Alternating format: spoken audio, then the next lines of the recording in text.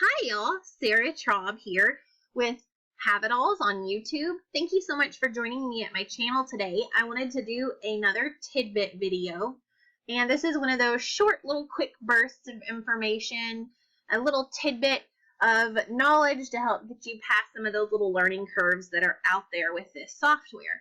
So I downloaded from the Silhouette store today to my library this face mask sewing pattern. It is design ID 317969 and it was free. So when I opened it up, I wanted to show you this. Let me zoom in really quick. It discusses scale. And it says if you want an extra small, you need to decrease your scale and make it 90% of the original size. And then if you wanted to increase your size to an extra large, you needed to increase that scale to 120%.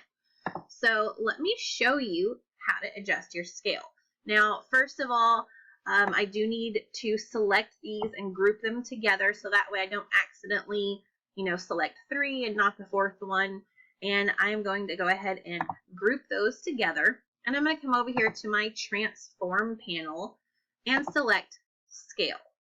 And as you can see right here, you can type in your scale. So if I wanted it 90%, there's my extra small size mask.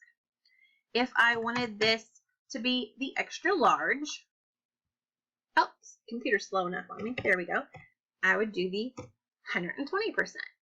So I hope this helps. Thanks so much. Don't forget to like and subscribe. Bye.